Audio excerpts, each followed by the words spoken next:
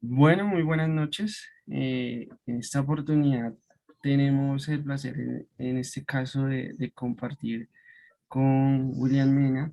Él nos acompaña desde el territorio de Buenaventura y hoy vamos a charlar un poquito acerca de las concepciones de niñez y qué mejor que sea él, una persona que hace parte y es líder de la comunidad afro, quien nos comparta estas concepciones tan importantes para visibilizar, pues, esta concepción de niñez. Entonces, William, si quieres, te doy el paso para que te presentes.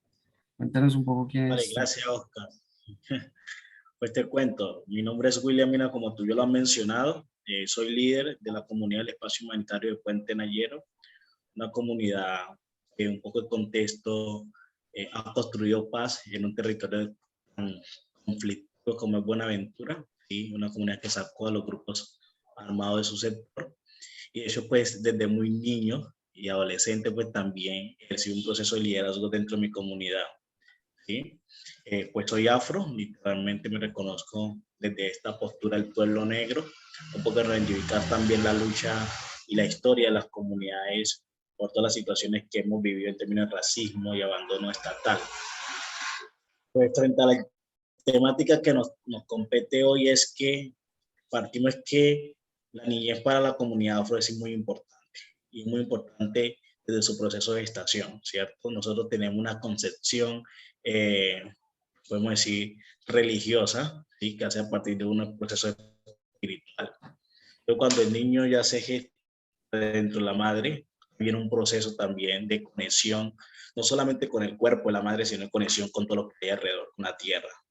Y empieza todo un proceso espiritual con ellos, ¿cierto? Donde se hace las partes, especialmente un proceso de seguimiento de cómo viene ese niño.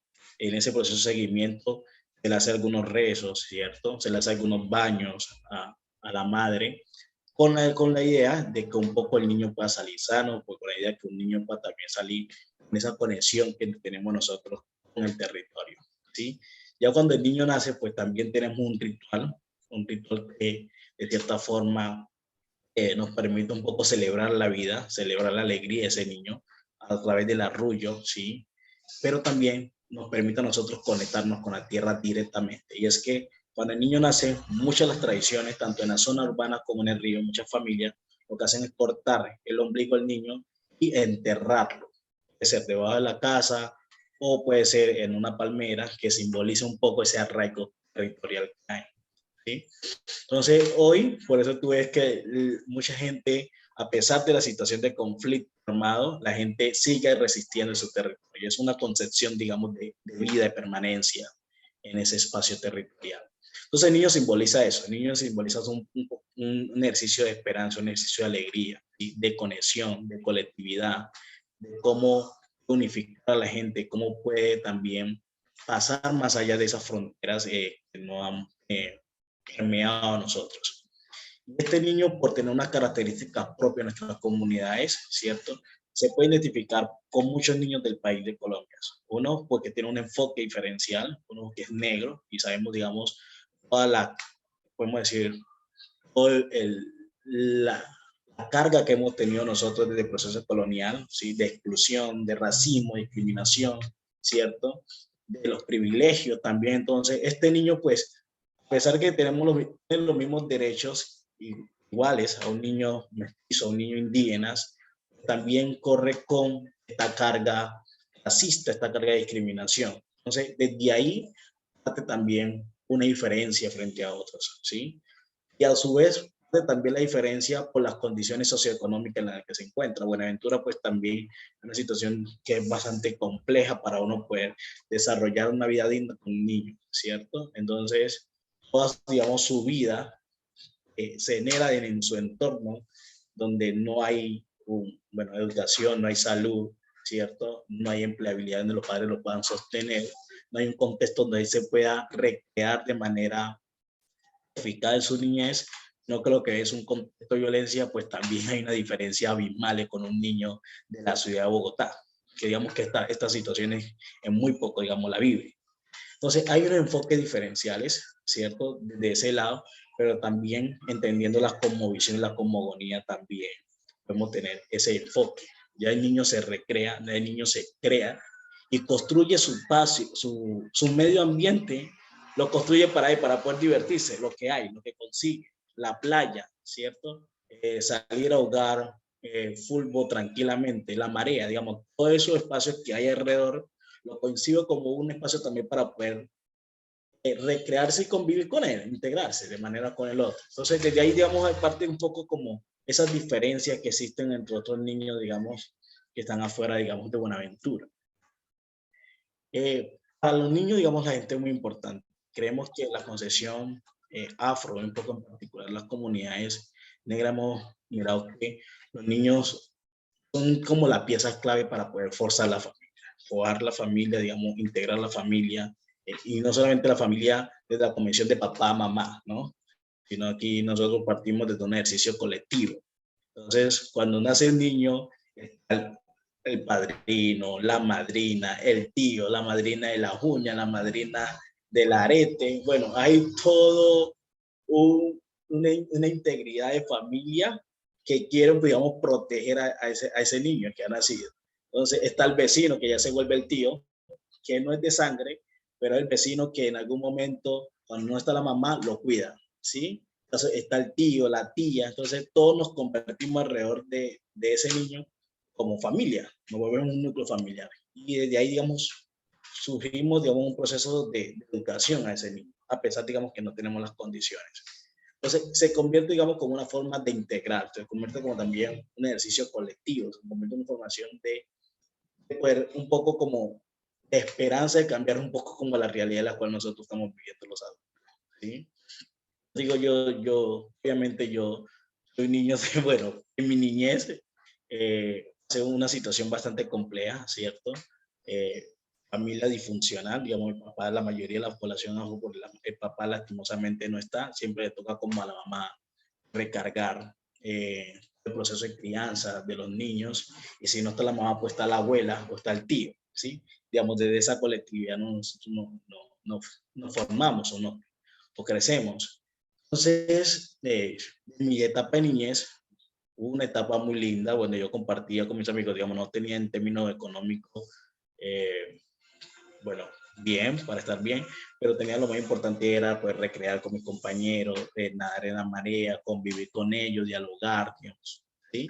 Y luego una etapa bastante crucial que fue la etapa de la violencia, que de cierta forma era muy restringida, yo poder estar en la calle, en mi tiempo libre, conversar, hablar, ir al colegio. Y así pasan muchos niños, bueno, y fue mi etapa, yo todavía estoy joven, pero los niños de ahora que están naciendo están viviendo la situación de conflicto aún más, ¿sí? En un pico supremamente alto. Y eso pues es complejo en su proceso, digamos, de desarrollo, de crianza. Y eso es lo que nosotros hoy estamos mirando y evidenciando, porque los niños ya han naturalizado la situación de violencia en Buenaventura, ¿sí? Ya para él, como su cotidianidad, todo el tiempo es la situación de violencia, de conflicto, de enfrentamiento, de meterse debajo de las camas, para ellos lo han naturalizado. Y el lenguaje de ellos, de manifestarlo hacia las otras personas, es un lenguaje agresivo, es un lenguaje de irrespeto. Y ese es un lenguaje que anteriormente nosotros a ese tío y tía, ¿cierto? Que no era de sangre, ahora ya lo irrespetamos, ya no lo llamamos tío. Ahora nuestros tíos se vuelven aquellas personas que controlan el territorio y que nos pueden dar ese concepto de protección. Entonces, a muchas personas que realmente piensan un poco de reivindicar los derechos, porque un poco de cambiar esa historia en la comunidad negra, pues el niño se convierte también en una fuente como esperanza para poder desconstruir todo ese proceso colonial, desconstruir todo ese proceso de conflicto y de violencia que nos vivimos. Entonces, también venimos trabajando desde varias esferas, desde varias organizaciones sociales, cómo apuntarle a la crianza de un niño. Y una crianza no solamente desde el hogar, ¿sí? Desde la familia, sino desde esa familia colectiva y esa familia extensa, ¿sí? Entendiendo a aquellas personas que viven en la zona urbana, pero también en la zona rural, entendiendo, digamos, esa cosmovisión, esa espiritualidad que tienen las comunidades negras. ¿Qué más te cuento, digamos, dentro del proceso de... Pero no sé si tienes preguntas, pues irnos dialogando en el Claro, marco de lo claro que que estoy sí. hablando. De una. Pues en definitiva creo que es muy enriquecedor y pues la experiencia propia obviamente que tú mencionas desde el territorio, hablar de Buenaventura pues sin duda es hablar de un contexto muy complejo como lo mencionas, pero ese arraigo cultural, eso que tú mencionas como la importancia de la familia, creo que es clave para entender acá algo que podríamos analizar y es algo que tú mencionabas que es el papel de la mamá, el papel en este caso de la mujer, el papel del hombre y consideras acá algo interesante que podríamos mencionar es, ¿consideras que existe alguna diferencia o algún adjetivo que pueda definir a un niño en diferencia a una niña afro? Yo creo que pues hay unos varios patrones también machistas que se han enquistado pues dentro de la población negra y bueno, que seguimos trabajando, ¿cierto? De cierta forma, a nosotros desde muy pequeños nos clasifican, ¿cierto? Y nos determinan un poco, uno por nuestros genitales, de una vez otro niño y de una niña, ¿sí? Y de cierta forma en esa misma condición nos dicen y nos dan como un instructivo.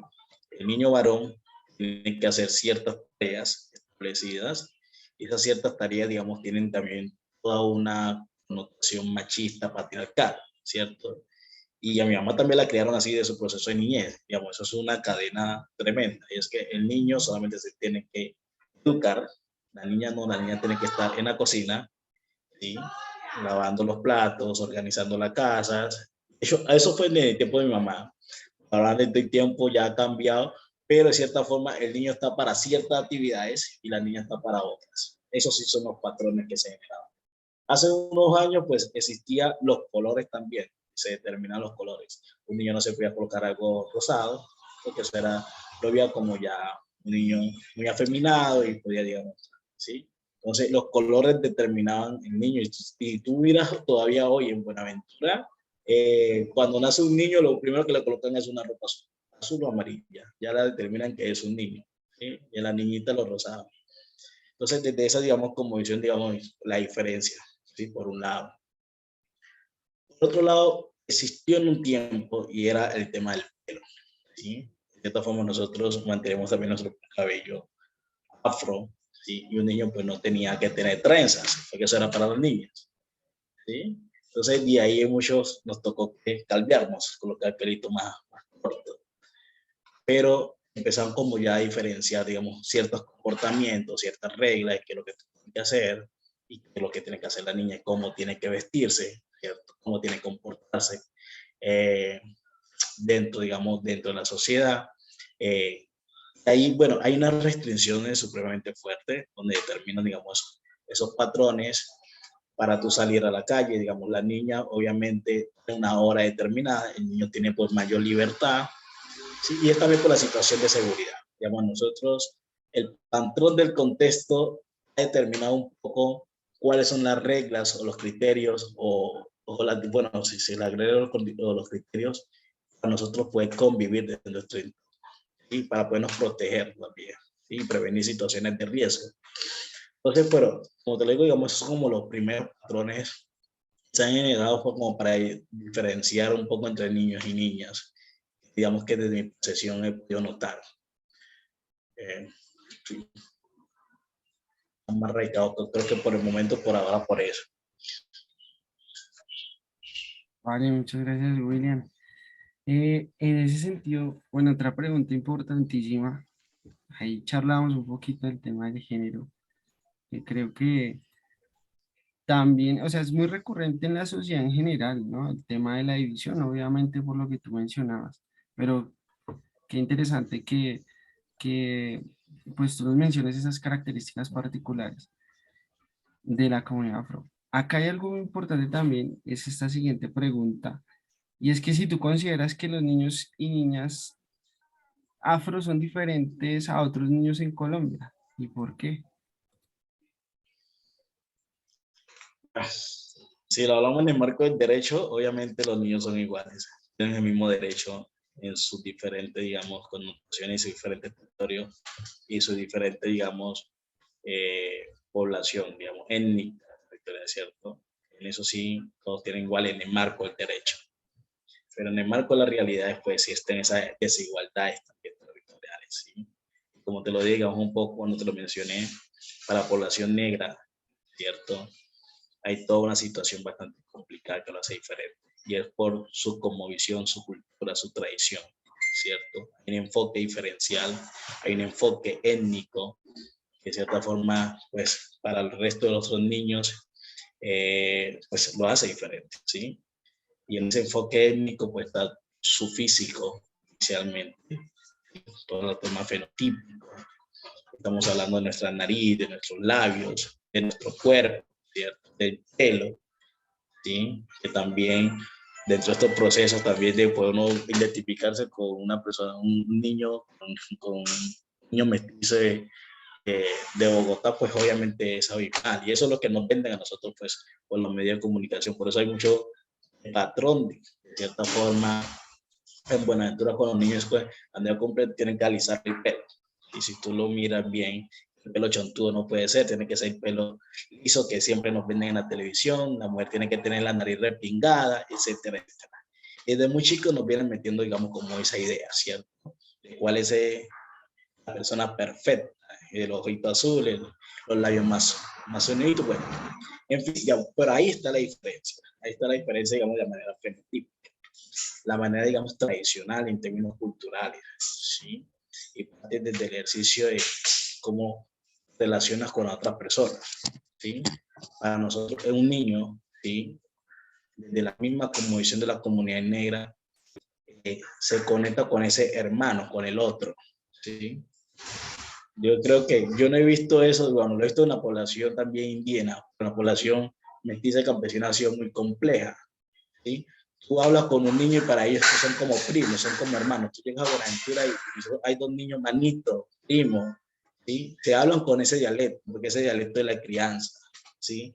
Entonces, si el uno está pasando trabajo, el otro le ayuda, ¿sí? Hay una unión muy fuerte. Y eso no se ve como al interior, digamos, las ciudades, porque obviamente están las paredes, cada uno en su familia, entonces no hay como esa relación entre el otro. Otro, pues, obviamente lo que lo hace diferente es su forma dialéctica de poder hablar, de poder comunicarse. ¿Sí? De cierta forma, nosotros somos mucho de gesto, de la oralidad, ¿cierto? Y nosotros manifestamos lo que sentimos, manifestamos lo que queremos a través de nuestro gesto, a través de nuestra oralidad. Y eso también lo hace mucho diferente con muchos otros niños. Partiendo de eso, la forma de vestir. Yo creo que ese, digamos, también es un componente lo hace diferente, digamos, entendiendo pues nuestro clima, nuestro contexto, nuestro estado, tenemos una particular, digamos, nuestra forma de vestir, eh, nuestra forma de jugar, ¿cierto? Hay unos juegos tradicionales también que han motivado de cierta forma a fortalecer también los temas educativos de los niños y niñas, lo que hay, lo que existe en el medio, ¿cierto? Otras particularidades un poco pues todo lo que existe para la comunidad, digamos, negra en términos culturales, estamos hablando de la comida, y cómo nos alimentamos, porque nuestro contexto para nosotros nos da alimentos del mar, ¿cierto? El pescado, y por ahí de cierta forma mi abuela me dice es que estás alimentando supremamente bien, ¿sí? Y tu proceso de que es natural, ¿no? No es pollo, no es lo que te van a dar allá en la ciudad, no es lo que vas a embutido, sino que acabo pasas de una vez un anzuelo y sacas tu pescado y te alimentas bien. Y dentro de ese proceso también hay una forma, sí, que lo hace diferente entre pues, un niño de la ciudad con un niño, digamos, de este territorio. Y de hecho también hay diferencia entre un niño de la zona rural de Buenaventura con un niño del casco urbano de Buenaventura. ¿Sí? Hay unas particularidades también especiales. ¿Qué más? ¿Qué más te puedo mencionar? Obviamente también está el proceso de los ritos que se generan a partir de, ¿sí? Ritos místicos, que los niños de cierta forma vienen aprendiendo dentro de su contexto, donde muchas personas, digamos, lo practican, otros no, porque ya la religión para muchos se ha permeado pues en el casco urbano. Entonces ya esos ritos tradicionales pues de cierta forma muchos han bajado, digamos, el ejercicio de seguir practicando, de seguirlo practicando. Pero de cierta forma eso también lo hace diferente. ¿Sí? Hay un niño que te puede cantar a ti un arrullo que vos quedas como wow, ¿sí? Porque eso es lo que ve, lo que se ve en su entorno, lo que siente. ¿Sí? Entonces, cuando el niño nace, pues la mayoría de las madres y de los padres, los familiares, lo que le cantan son arrullos. Y arrullos es como esa forma de alegría de que tú vives, tú estás aquí en esta tierra, tú te debes conectar. Entonces, el niño se va creciendo, digamos, con toda esa cultura, con toda esa espiritualidad que se va impregnando desde los ancestros. Entonces, eso lo hace diferente, ¿sí? Entonces, creo que, pues, más allá de lo que te conté, ¿no? De un poco la situación de discriminación, de la situación de racismo, pues también hay esas particularidades culturales y étnicas que tenemos propias, nos hace diferentes frente a los demás. Hay un enfoque diferencial muy particular, ¿sí? Y dentro también de este proceso hay ese enfoque diferencial de género, ¿no? Entendiendo el del niño y la niña, ¿sí? La niña ya en su proceso de crianza, la niña en su proceso de reconocer su pelo, de reconocer su cabello, ¿cierto? La niña de reconocer su cuerpo, de que también linda, de que también es, y podemos decirlo, en el marco del derecho es igual que a la otra, en el marco del derecho es una mujer que puede estar también en esos medios de comunicación, digamos, es un poco como mirar cada una de esas particularidades, lo hace de manera muy diferente pues al resto de los demás. Qué pena, es que tengo mi hijo acá, bueno, yo también tengo un niño, lo tuve muy pequeño, a muy temprana edad, y aquí está Tranquilo, pendiente pues de claro. la cena, por de todas formas aquí estamos. Sí. A propósito, ¿no? Sí. De lo que estamos Sí, sí. hablando. Qué Como te chévere. digo, los niños son importantísimos. Él a mí me Sí. cambió totalmente mi vida. Yo pues lo tuve a los 16 años. De hecho, es una historia bastante larga, pero mi hijo me cambió totalmente mi vida, porque para mí significó un poco, uno, primero el compromiso, porque pues mi papá no lo tuve, entonces yo no quería que pudiera pasar lo mismo que pasé con mi papá, que él no tuviera, digamos, al lado, ¿sí? La parte paterna, porque uno siente, ¿sabe? Uno sabe que en algún momento es necesario. De momentico.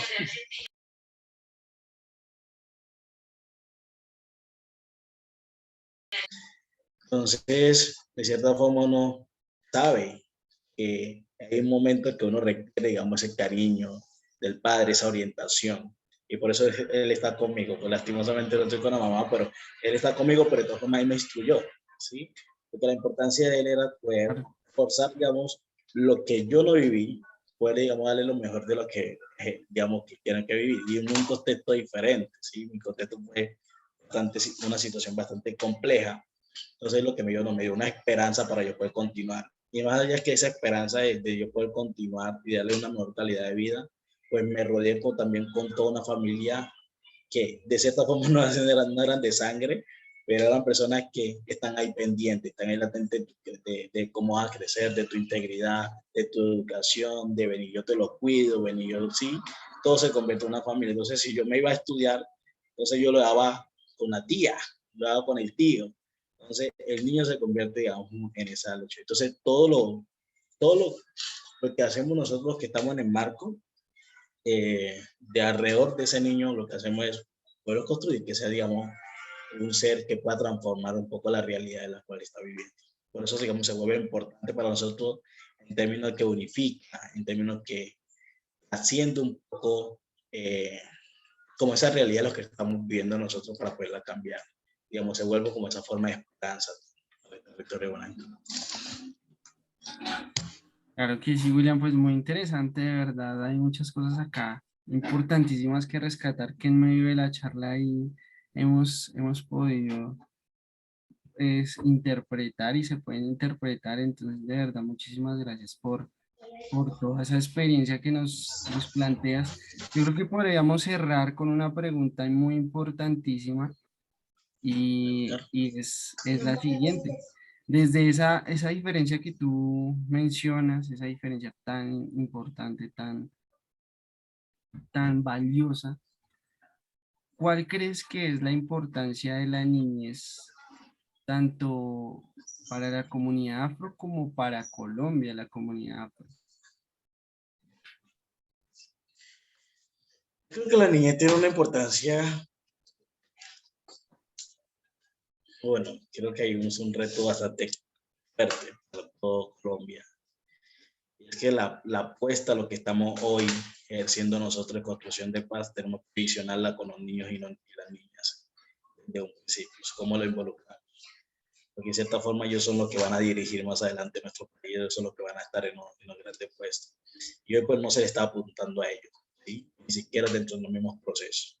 Entonces para nosotros tenemos que llegar a esos niños, que esos niños no puedan replicar las situaciones de conflicto que nosotros estamos viviendo, que esos niños no puedan seguir en la misma lógica de algunos líderes que están viciados, que tienen algunas mañas que no pueden transformar, digamos, la realidad. Entonces se vuelve muy importante el ejercicio de apoyarlo, ¿sí? En el ejercicio de estar con ellos, en el ejercicio de acompañar todo su proceso integral, de generar entornos protectores que permitan cuidarlo y salvaguardar de unas situaciones de conflicto. Entonces yo creo que para el país es elemental, ¿sí? Hoy nosotros tenemos que apostarle a la niñez, ¿sí? Porque la niñez hoy en Colombia, digamos, de cierta forma se encuentra en una situación de riesgo muy alto por todas las situaciones que estamos viviendo. Y en ejercicio para Buenaventura. Si tú sabes, la situación de reclutamiento, de uso y utilización de niños y niñas adolescentes se ha elevado de una manera impresionante, ¿sí? Porque aún muchos jóvenes, porque ya entienden el concepto, emigran de su territorio, pero queda el niño ahí, ¿cierto? Que no sabe, digamos, que no conoce muy bien del contexto, lo que está pasando, para él es algo nuevo, ¿sí? Un niño que recién, digamos, está creciendo, pero muchos grupos de cierta forma lo reclutan y lo forman en su proceso. Entonces nosotros hoy tenemos que generar esas políticas que permitan un poco transformar esa realidad que tienen los niños en todo su proceso educativo, en todo su proceso de acompañamiento de la salud, en todo su proceso, digamos, de crianza también dentro del territorio. Yo creo que se vuelve fundamental, yo creo que se vuelve pilar. El niño puede cambiar la realidad y el pensamiento de un adulto, para mí es importante. Y desde ahí, porque a mí me la cambió, te lo digo total, a mí me direccionó, ¿sí? Y si a mí me direccionó, puede direccionar a muchas personas más. Y eso se hace a partir de tomar la conciencia también un poco de qué es tan importante un niño para nosotros, ¿sí? Y para la comunidad y para otras diferentes comunidades también.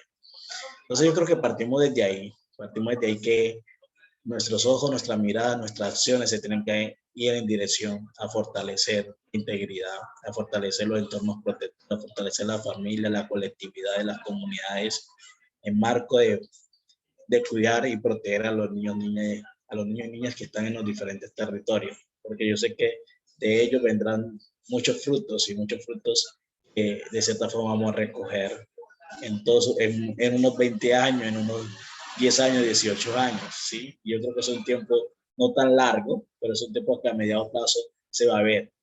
Y mi mamá una vez me dijo que a veces dentro de nuestros procesos espirituales nosotros nos convertimos como una semilla, ¿sí? Y en esa semilla mucha gente contribuye para que más adelante podamos tener cosechas. Y esas cosechas de cierta forma pueden ser positivas y negativas. Entonces el niño se convierte y recibe todo lo que hay alrededor, ¿sí? El que le va a echar agua, le echa el agua, el que le va a estar abonando, lo abona. Y que más adelante ese fruto, digamos, de cierta forma podamos gozarlo todos y lo podemos gozar de la mejor forma. Pero si no lo cuidamos realmente, pues el fruto no va a crecer de la mejor forma. O si no crece, pues el fruto, digamos, nos puede perder. Entonces, de ahí esa lógica, un poco desde esa semilla tenemos que apuntarla a cuidarla, a salvaguardarla. Y para el país de Colombia tenemos que direccionar muchas acciones que permitan la protección de los mismos. Eso te tengo que decir solamente porque, que sí. No, de No sé verdad, si William, responde a tu pregunta, pero claro que sí. No, sí, claro que sí. Definitivamente es muy, muy valioso, como te mencionaba, todo lo que nos acabas de compartir. De verdad, te agradecemos y te agradezco mucho por poder sacar este tiempito para hablar de este tema tan importante que muchas veces, pues, no lo conseguimos como algo importante, pero realmente, como tú mismo lo mencionas, es algo clave, es algo fundamental. Ese ejemplo de la semilla y la raíz creo que lo dice todo. Sí, y nosotros debemos aprender mucho del ejemplo de esa resiliencia, de esa lucha que tienen ustedes también como comunidad que históricamente ha sido discriminada, apartada y que definitivamente nos tienen mucho por enseñar. Entonces yo te agradezco de verdad, William, de corazón por entregarnos estos mensajes tan valiosos, tan contundentes y que pues creo Ah, que van a hacer mella y tienen que hacer mella en toda la sociedad colombiana. listo, Oscar. No, gracias a ti por tenerme en cuenta también para poder aportar un poco desde lo que conozco, de lo que he vivido, de mi experiencia, ¿cierto? Sabes que de cierta forma, si en algún momento requieres también otra información que te pueda ampliar, pues aquí estaré disponible en su momento que lo requieras. Y gracias, pues. Listo. Aquí Ah, estamos. a ti, William.